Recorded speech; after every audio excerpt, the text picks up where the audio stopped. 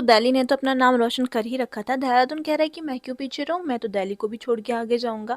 मुझे तो दिल्ली से भी ज़्यादा नाम अपना रोशन करना है। तो यहाँ पर पॉल्यूशन तो बढ़ ही रहा है, पर जिस तेज़ी से क्राइम रेट बढ़ रहा है ना, दिन दहाड़े कोई भी किसी को भी मर्डर करके चले जाता है, किसी को किसी का भी डर नहीं है। ये दिखाता है कि हमारी उत्तराखंड सरकार क्या काम कर रही है, हमारी उत्तराखंड पुलिस क्या काम कर रही है और कितना काम कर रही है। So hi everyone, welcome to my channel. I am Nargis and आज हम बात करेंगे रिसेंट में हुए पलटन बाज़ार के एक मर्डर केस के बारे में, गुंजन मर्डर केस।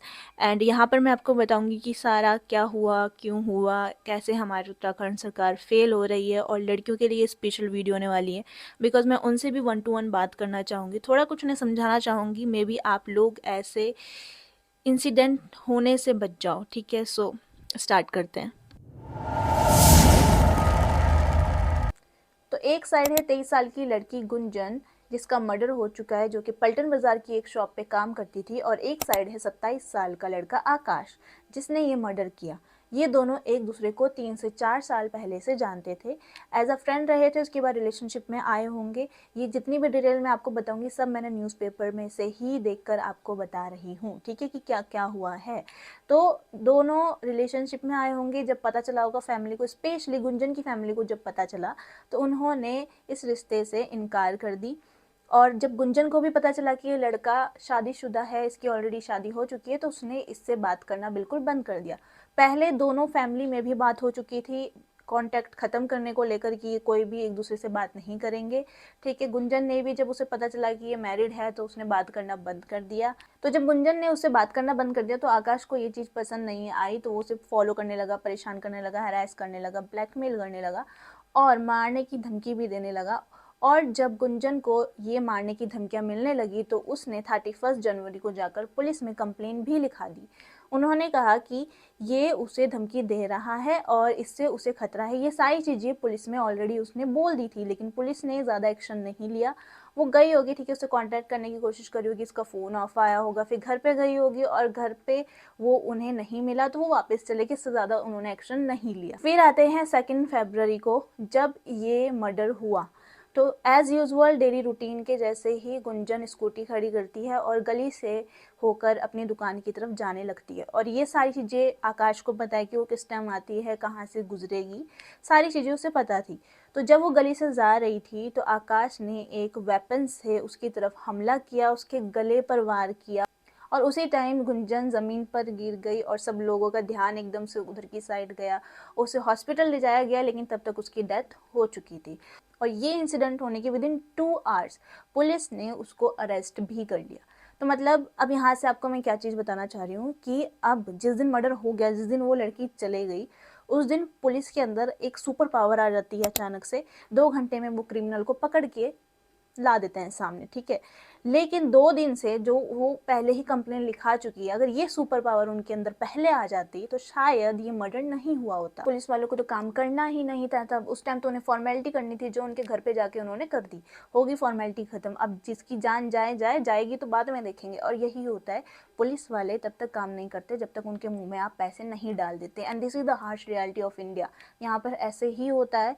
पुलिस वाले तब काम करते हैं जब आप उनको खिला पिला देते हो। They are just like a machine. पैसे डालो तो काम करेगी, दारू वारू पिलाओ तो काम करेगी, वरना वो काम नहीं करेगी, ठीक है। और ये जो अब इतना एक्शन लिया जा रहा है ना, ये भी सिर्फ सोशल मीडिया की वजह से है। जहाँ चीज़ें वायरल होने लगती है, ये लोग एकदम ऐसे एक्टिव हो जाते हैं कि अरे हम तो जनता के साथ खड़े हैं, तब जाके ये खड़े होते हैं।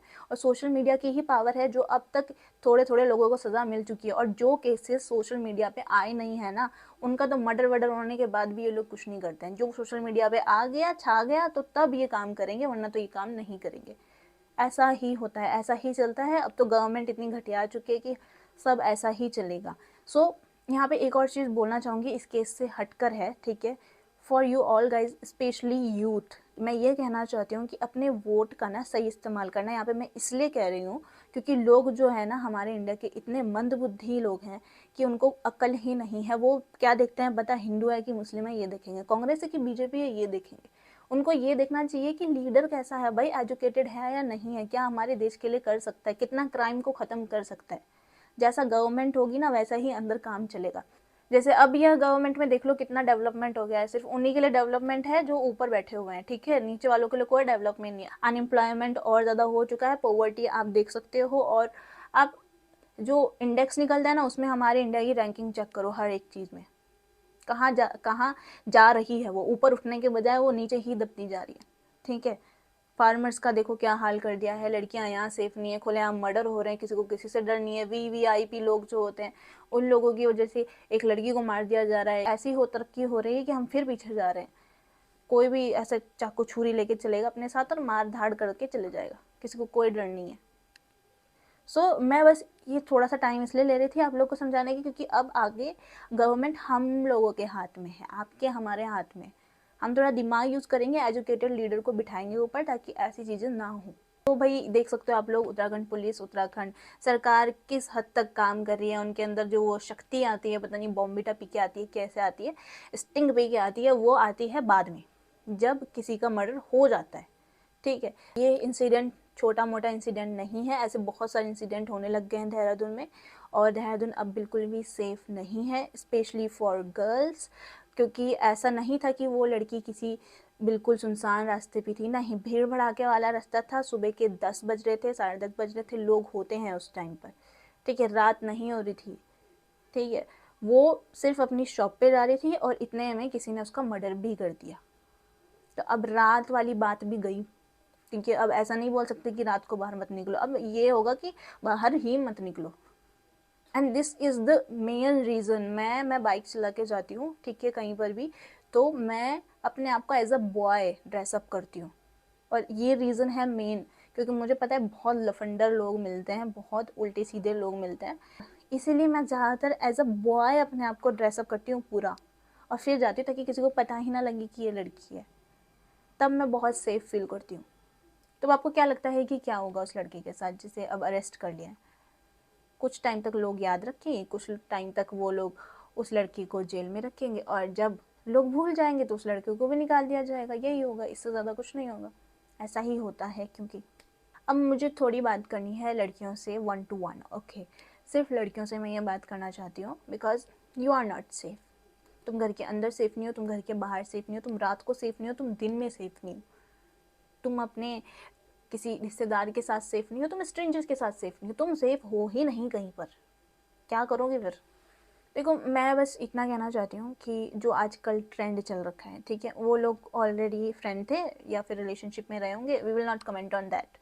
बट मैं आप लोगों से इतना बोलना चाह रही हूँ, जो ये ट्रेंड चल रखा है ना, एक लड़की 10-10 लड़कों के साथ घूम फिर रही है, एक फ्रेंड है, एक बेस्ट फ्रेंड है, एक बॉयफ्रेंड, एक सिचुएशनशिप वाला है, मुझे तो नाम भी नहीं आते, अब ऐसे ट्रेंड चल चुके हैं कि 70-70 ऐसे लोग रखे हुए हैं अपने आसपास, एक लड़की और 10 लड़के ऐसे हैं पूरा, ठीक है। इससे भी बात हो रही है, उससे भी बात हो रही है, इससे भी बात हो रही है, मत करो बात, ठीक है, मत करो बात।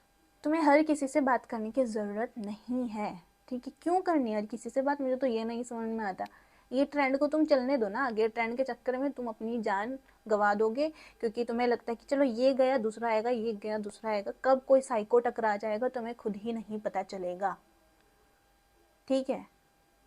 तुम सोच रहे हो इसको डेट करके छोड़ दूँ, उसको डेट करके छोड़ दूँ। भाई, मैं तो बोल रही हूँ, दोस्त भी अगर किसी को बना रहे हो तो थोड़ा सोच समझ के बनाओ, देखो कि वो इंसान है कैसा, ठीक है।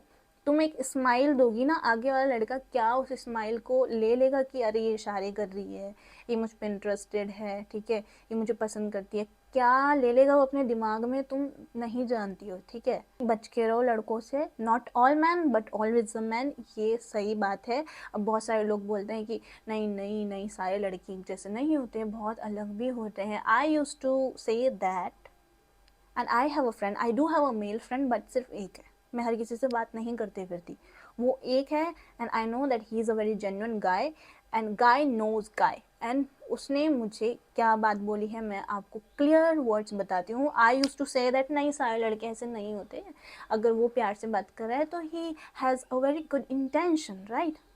लेकिन what he said to me, what that one friend of mine told me, I will tell you the exact line, okay?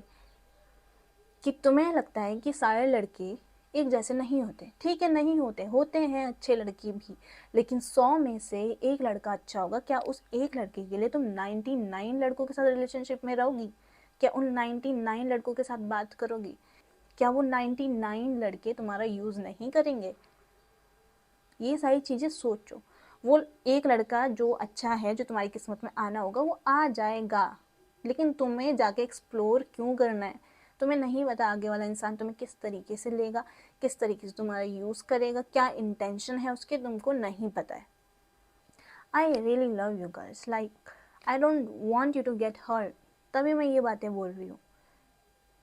मुझे बिल्कुल भी नहीं अच्छा लगता जब किसी भी लड़की के साथ ऐसा कुछ भी होता है, बट आपको अपनी सेफ्टी का ध्यान खुद ही रखना पड़ेगा। कोई आपको बचाने नहीं आएगा। इतनी भीड़ में चाहते बहुत सारे लोग बचा लेते, लेकिन अचानक से हमला हुआ, लोग वीडियो बना रहे हैं वहाँ पे उसकी हेल्प करने की बजाय। और यही आजकल यही है भाई, यही है। एक्सीडेंट हो जाएगा, कोई हेल्प नहीं करेगा, लोग वीडियो बनाएंगे। तुम्हें मार के कोई चल जाएगा, लोग हेल्प नहीं करेंगे, वीडियो बनाएंगे। ठीक है, यही चल रहा है। तो अगर तुम्हें लगता है कि नहीं लोग बचा लेंगे, लोग नहीं बचाएंगे।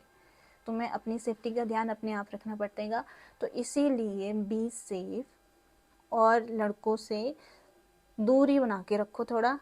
अगर किसी से मतलब अगर तुम्हें बॉयफ्रेंड बनाना है, फ्रेंड बनाना है, कोई भी बनाना है, तो पहले सोचो समझो, उस लड़के को जानो, उसके बाद ही कोई एक्शन लो। ठीक है यार। जो उत्तराखंड है ना, पता इसको ना जन्नत बोलते हैं लोग, जन्नत। और मैंने अपनी पहले भी एक वीडियो बनाई थी मैंने, उस टाइम पे भी यहाँ पर हुआ था मर्डर। ठीक है, उस टाइम पे भी मैंने बोला था कि ये हेवन हेल बनने वाला है, और इस हेल बनने से आप और हम रोक सकते हैं। लेकिन भाई बहुत ज़्यादा जल्दी बन रहा है वो हेल। ठीक है, अब देहरादून में तो ऐसी ऐसी घटनाएं हो रही है ना, कुछ सोशल मीडिया में वायरल हो जाती है तो पता चल जाती है, वरना तो नहीं पता चलती। सो यार that's it, and thank you so much अगर आपने ये वीडियो देखी है। And girls please be safe. ठीक है, ऐसे थोड़ा लड़कों से दूर रहोगे तो ज़्यादा अच्छा रहेगा। ठीक है, एंड या बाय।